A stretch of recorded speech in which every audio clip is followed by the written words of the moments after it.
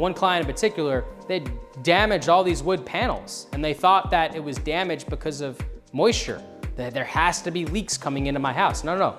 It was damaged because there was too many dehumidifiers running. Hi, I'm Michael Rubino, indoor air quality expert, and we're gonna talk about humidity today, how to maintain humidity. First off, what is humidity?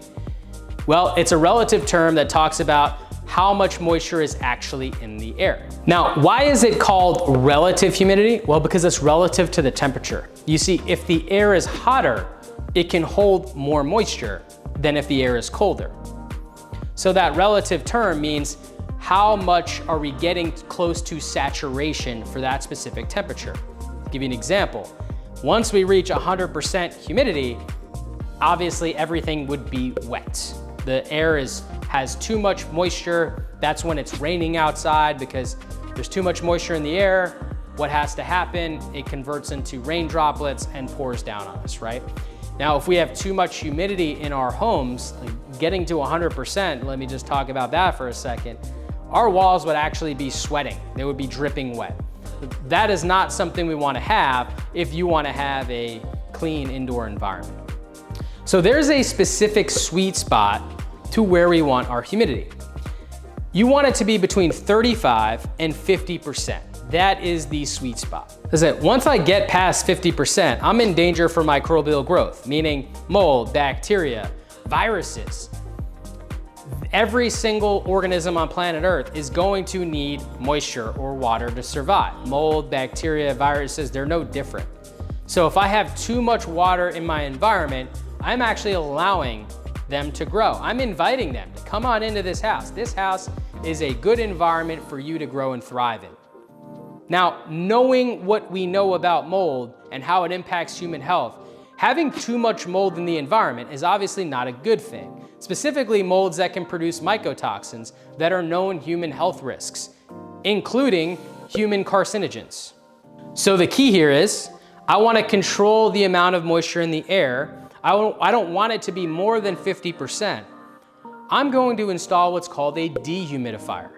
A dehumidifier works to remove the moisture from the air, and it can be set to turn on when it reaches a certain humidity percentage and turn off when it reaches a certain humidity percentage.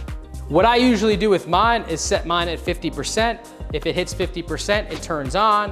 When it reaches 45%, it turns off. Now, if I have too little humidity, that's gonna provide some issues too. For example, a lot of houses in the US are constructed out of wood. A lot of houses in the US have things like wood molding and wood cabinetry and wood panels and all these woodworking issues in our house. If I have too little humidity, I could actually crack that wood by drying it out too much. If I have moldings that are caulked in place, that wood could start to separate. You'll see all of a sudden the caulk lines start to separate. Now I've got to re-caulk and paint my entire house, right? If I want it to look a certain way aesthetically. I might damage my kitchen cabinets, right? I might damage my wall panels, depending on what I have that's woodwork inside my home. So it's really important that I actually maintain some level of humidity.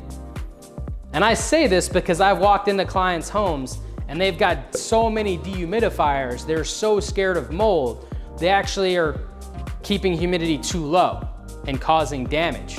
You know, as a matter of fact, one client in particular, they damaged all these wood panels and they thought that it was damaged because of moisture, that there has to be leaks coming into my house. No. It was damaged because there was too many dehumidifiers running. So it is super, super important that you actually make sure you're adding humidity if the humidity gets too low, especially if you're in a drier climate. Geography and time of year actually play a really important role in managing humidity.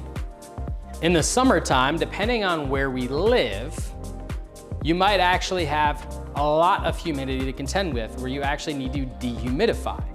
And again, depending where you live, in the wintertime, you might actually have too little humidity, especially with the dry heat with our HVAC systems, where you actually need to add humidity.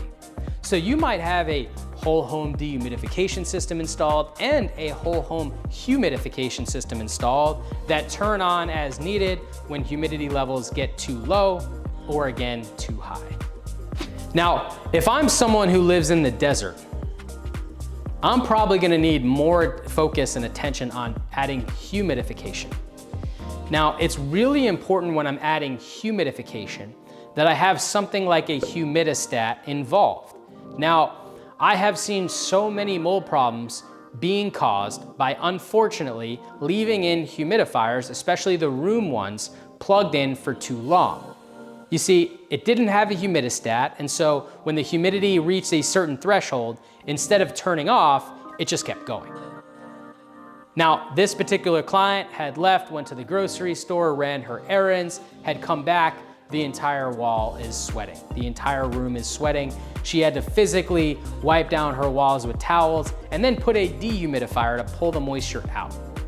The nice thing about humidity is if you make a mistake with humidity, you have about 24 to 48 hours to correct it before a microbial issue would take shape. Mold and bacteria, they do need some level of time to germinate and grow. So you do have some time to be able to fix that before it becomes a massive problem. In her case, she was home within a few hours. She was wiping down her walls. She was installing a dehumidifier to now pull that excess moisture that was accumulating on her walls, in her curtains, things of that nature. And she was actually able to correct it within that 24 to 48 hour period. But it is really important, especially if you're someone who likes to go away a lot, that you have things set properly with proper humidistats that turn things on when they need to, either add humidity or take it away, and turn off when they get to a certain threshold, so we're not causing damage improperly in either direction.